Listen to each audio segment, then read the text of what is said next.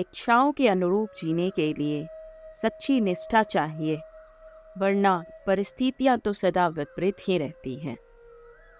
नमस्कार साथियों, मैं अनामिका फिर उपस्थित हूँ भागवत गीता के अध्याय 6 की सरल व्याख्या के साथ। तो चलिए शुरुआत करते हैं अध्याय 6 ध्यान योग। श्री भगवान कहते हैं, जो पुरुष अपने कर्म फल के प्रति अनासक्त है और जो अपने कर्तव्यों का पालन करता है, वही सन्यासी और असली योगी है। तथा वे जो केवल एक स्थान पर बैठकर विशेष आसन आदि लगाकर लोक दिखावा करके क्रियाओं को त्याग करने वाला योगी नहीं है। इस अध्याय में भगवान बताते हैं कि अष्टांग योग पद्धति मन तथा इंद्रियों को वश में करने का साधन है, किंतु इस कलयुग में सामान्य जनता के लिए इसे संपन्न कर पाना अत्यंत कठिन है। यद्यपि इस अध्याय में अष्टांग योग पद्धति की स्तुति की गई है, किंतु भगवान बल देते हैं कि कर्म योग या भक्ति में कर्म करना सबसे श्रेष्ठ है।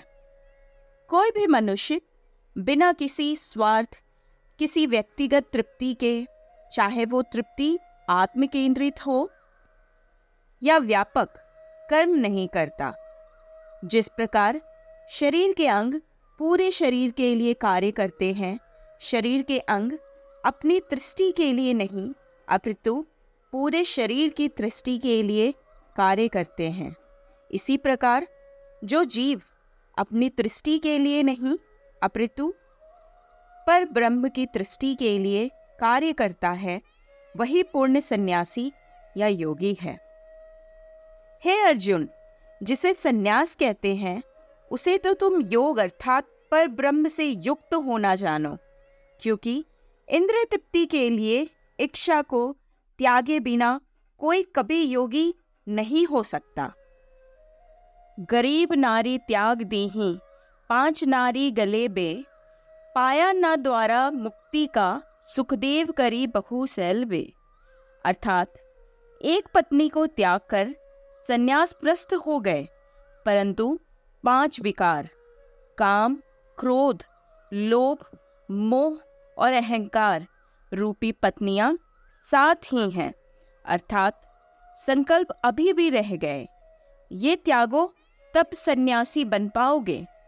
जैसे सुखदेव जी सन्यासी बनकर बहुत घूमते थे, परंतु मान और बड़ाई नहीं त्यागी, जिसके कारण विफल रहे। योगी तो सिर्फ वो हो सकता है जो सोचता है, समझता है और मनन करता है।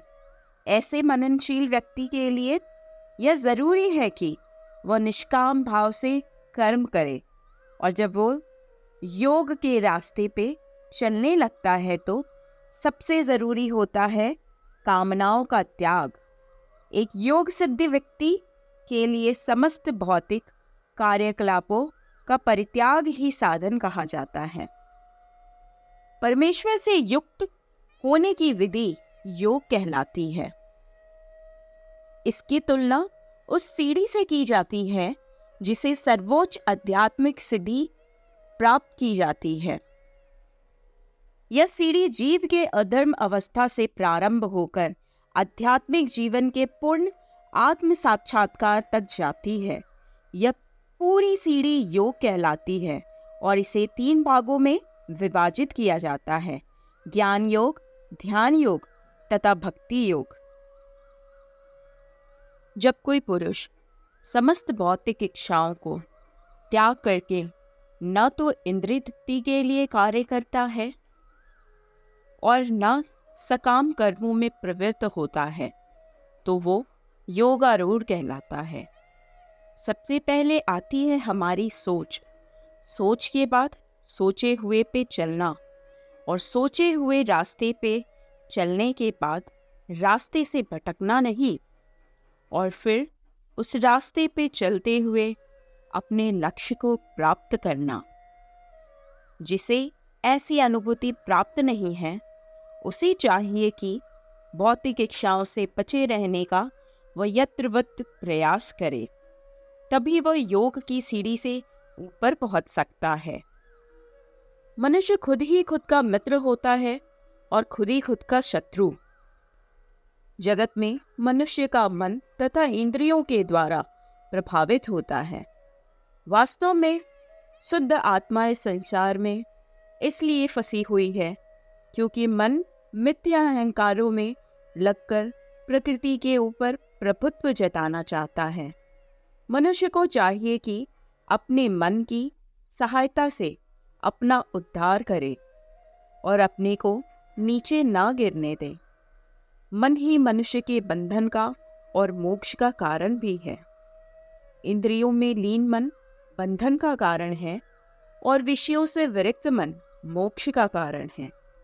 अतः जिस व्यक्ति का मन सदा परमात्मा में लगा रहता है, वही परम मुक्ति का कारण है।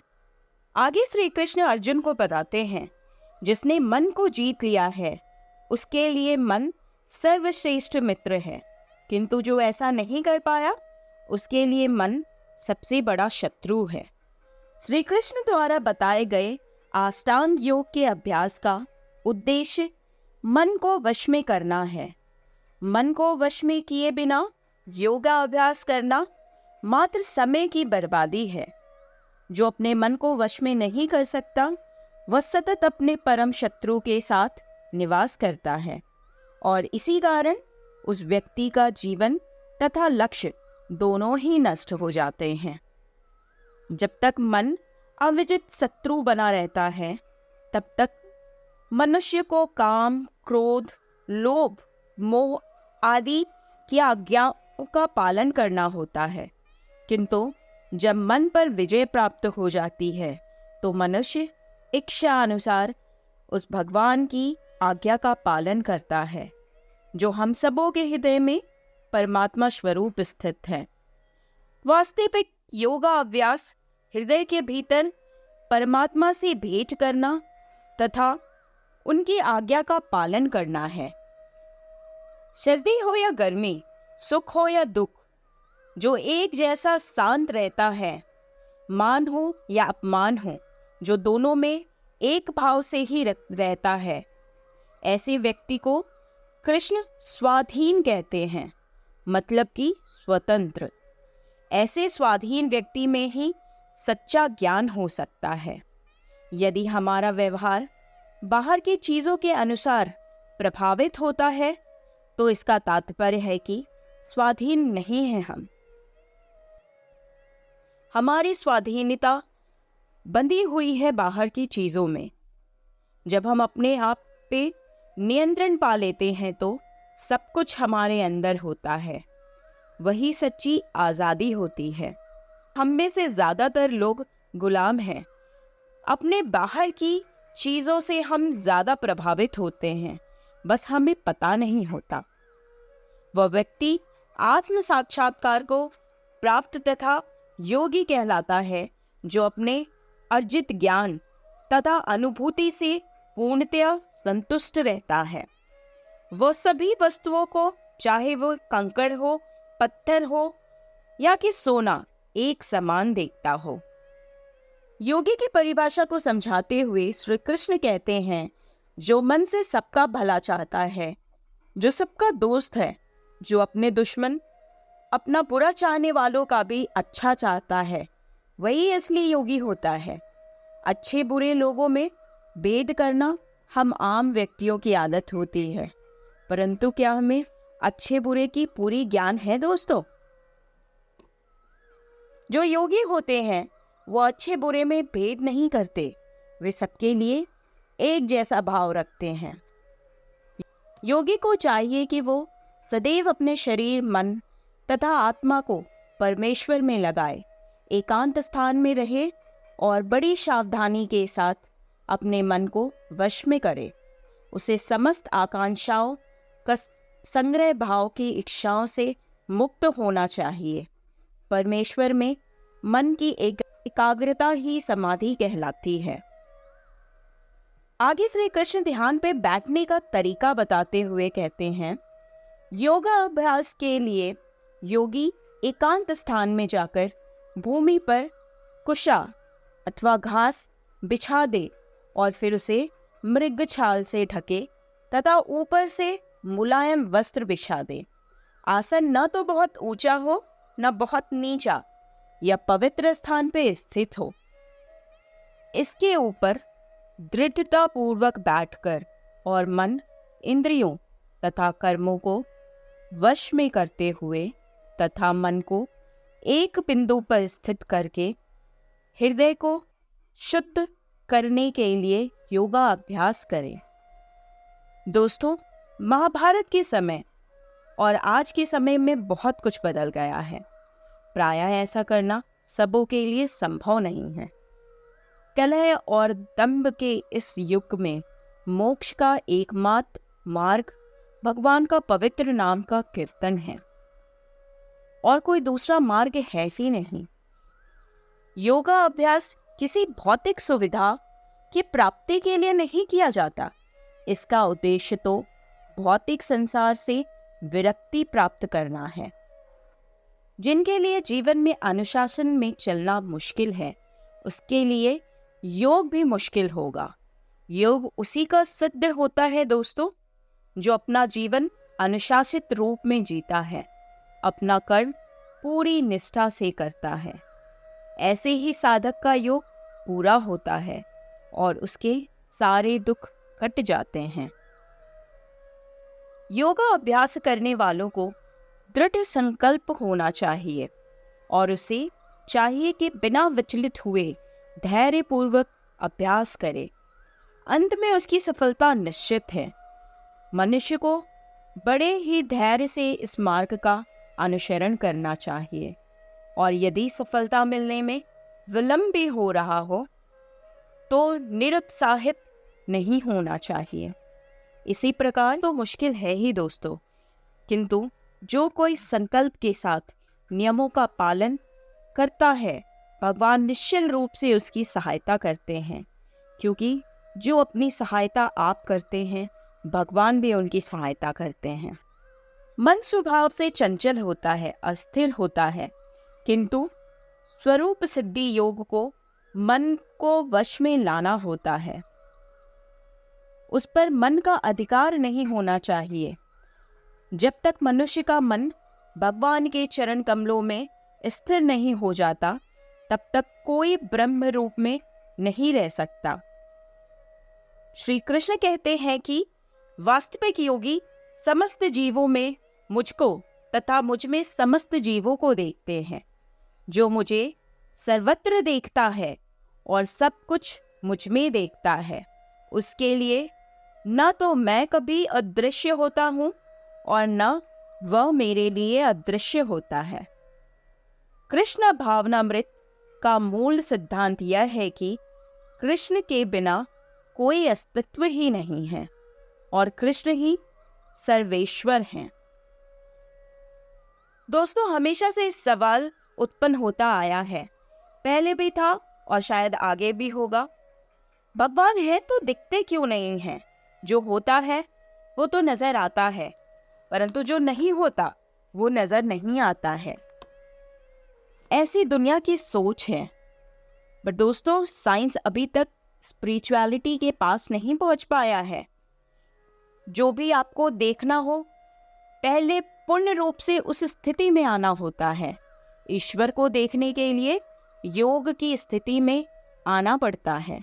जब आप इस योग की स्थिति में आ जाते हैं तो कृष्ण आपके लिए और आप कृष्ण के लिए अदृश्य नहीं होते।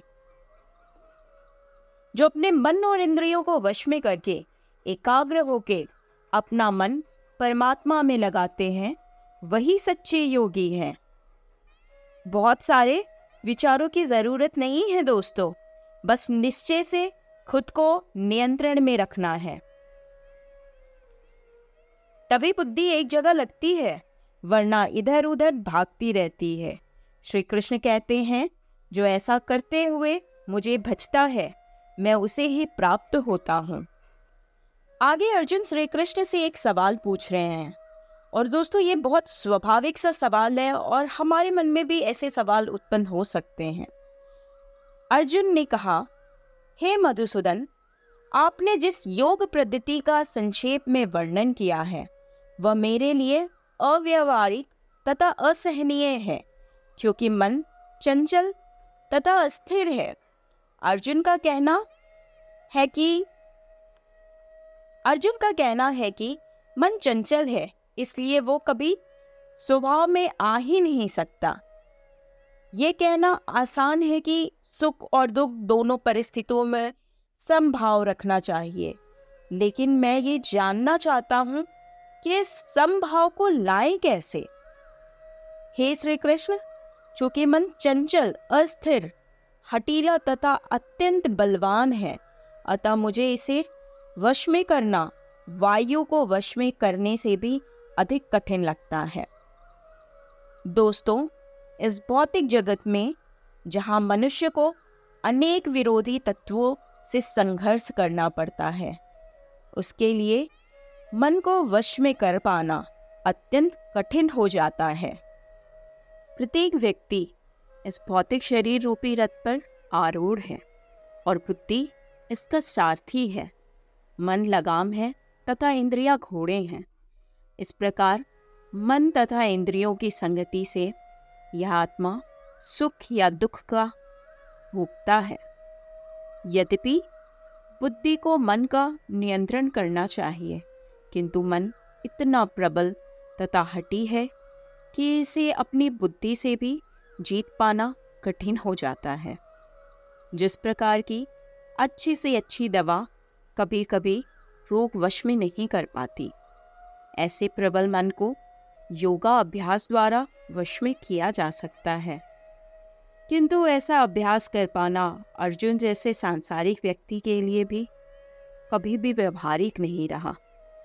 तो फिर आधुनिक मनुष्य के संबंध में क्या ही कहा जा सकता है। आगे भगवान श्री कृष्ण कहते हैं, हे कुंती पुत्र, निसंदेह चंचल मन को वश में करना अत्यंत कठिन है, किंतु अभ्यास और वैराग्य से इसे वश में किया जा सकता है। दोस्तों, अगर श्री कृष्ण के इस एक सलाह को हम समझ लें तो दुनिया के बड़ी से बड़ी मुश्किलों को भी आसानी से झेल जाएंगे और जीत जाएंगे। जिसने मन को वश में न किया हो उसके लिए आत्म साक्षात्कार कठिन कार्य है, किंतु जो अपने मन को वश में और वैराग्य को अपनाते हुए निरंतर अभ्यास में लगा रहता है, उसकी सफलता निश्चित है। परंतु शर्त यह है कि अभ्यास निरंतर होना चाहिए।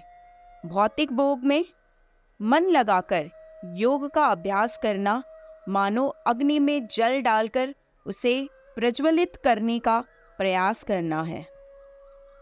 आगे अर्जुन श्री कृष्ण से पूछ रहे हैं, हे कृष्ण, मान लीजिए जो योग में श्रद्धा तो रखते हैं परंतु संयम ही नहीं है, खुद पर नियंत्रण ही नहीं है, उनका क्या होगा? मान लीजिए जो योग से विचलित हो गया है, ऐसे साधक को योग तो प्राप्त होगा ही नहीं, ना ही वो भगवान से साक्षात्कार कर पाएगा। तो ऐसे साधक का क्या होगा? दोस्तों, ये प्रश्न हम सबका भी हो सकता है। हम में से कितने लोग योग में श्रद्धा रखते हैं, उसे शुरू भी करते हैं, लेकिन मन को वश में नहीं कर पाते। मन को वश में नहीं किया तो योग पूरा नहीं होगा, और तब हमारा क्या होगा? अर्जुन पूछते हैं, हे महाबाहो, क्या ब्रह्म प्राप्ति के मार्ग से भ्रष्ट किसी व्यक्ति आध्यात्मिक तथा भौतिक दोनों ही सफलताओं में विफल नहीं होता, जिसके फलस्वरूप उसके लिए किसी लोक में कोई स्थान नहीं रहता? अर्थात उन्नति के लिए दो मार्ग हैं। भौतिकतावादी व्यक्तियों की अध्यात्म में कोई रुचि नहीं होती, अतः वे आर्थिक विकास द्वारा भौतिक प्रगति में अत्यधिक रुचि लेते हैं, या फिर समुचित कार्य द्वारा उच्चतर लोकों में प्राप्त करने में अधिक रुचि रखते हैं। यदि कोई अध्यात्म के मार्ग को चुनता है तो उसे सभी प्रकार के तथाकथित भौतिक सुखों को छोड़ना होता है, और अगर इसमें कोई ब्रह्मवादी असफल हो गया तो वह दोनों ओर से जाता है, ना तो भौतिक सुख भोग पाता है और ना ही आध्यात्मिक सफलता ही प्राप्त कर सकता है। प्रभु, क्या उसका हाल भी उस छिन्न भिन्न बादल की तरह होगा? जैसे कभी कभी आकाश में एक बादल का छोटा सा बाल खंड से अलग होकर के एक खंड से जा मिलता है, किंतु यदि वह बड़े खंड से नहीं जुड़ पाता है तो वायु उसे बहा ले जाती है और वह इस विशाल आकाश में कहीं गुम हो जाता है। हे कृष्ण, यही मेरा संदेह है और मैं आपसे इसे पूर्णतः दूर करने की प्रार्थना कर रहा हूँ। आपके अतिरिक्त अन्य कोई ऐसा नहीं है जो इस संदेह को नष्ट कर सके।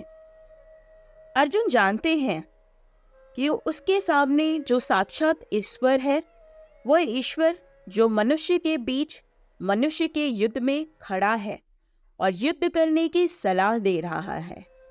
अर्जुन जानते हैं श्री कृष्ण से बड़ा कोई ज्ञानी नहीं है। अतः समस्त संदेहों का पूरा उत्तर पाने के लिए कृष्ण का निर्णय अंतिम तथा पूर्ण है, क्योंकि वे भूत, वर्तमान तथा भविष्य के ज्ञाता हैं। भगवान श्री कृष्ण ने कहा, हे अर्जुन, कल्याण कार्यों में निरत योगी का न तो इस लोक में और न ही परलोक में विनाश होता है।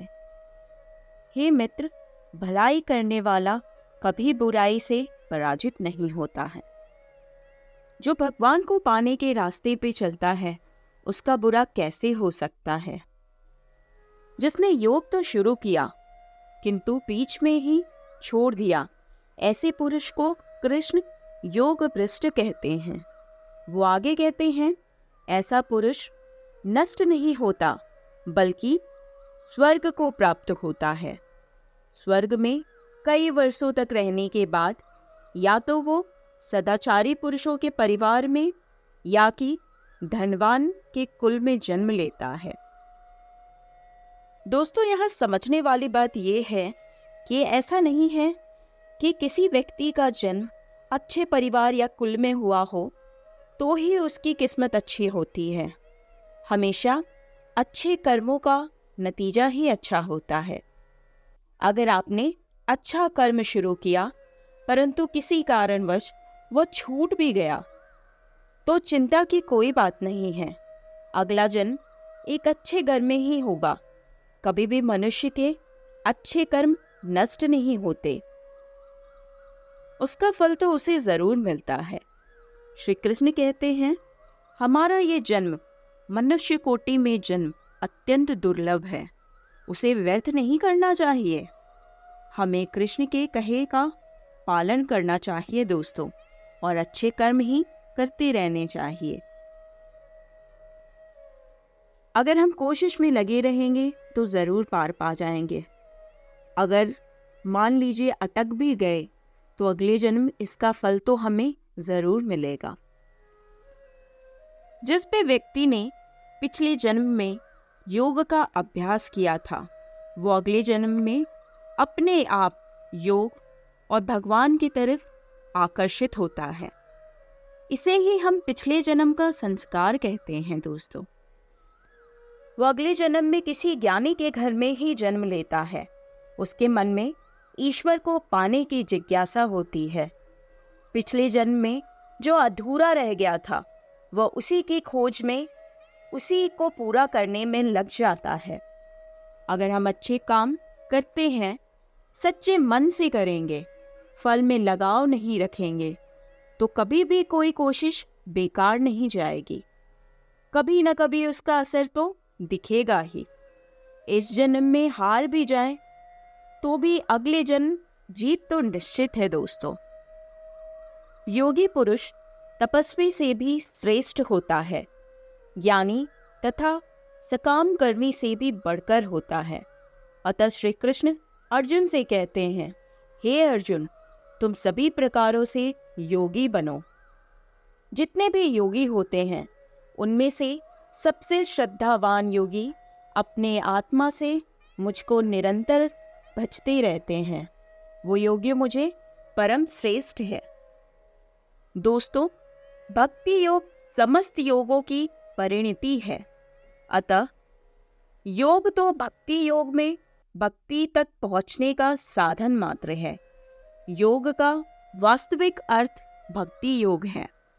अन्य सारे योग भक्ति योग रूपी गंतव्य की दिशा में अग्रसर होते हैं।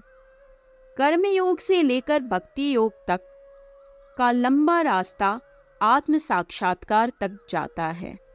निष्काम कर्म योग इस रास्ते का आरंभ है। तो दोस्तों, ये थी छठे अध्याय जिसमें कृष्ण ने योग तथा योगी की विशेषताओं के बारे में बात की है और हमें बताया है कि योग क्या है, कैसे किया जाता है और शुरू किया जाए तो कैसे हमारे आगे के सारे जन्म भी सफल हो जाते हैं। दोस्तों, उम्मीद है आपको मेरी छठे अध्याय की यह व्याख्या ज़रूर पसंद आई होगी।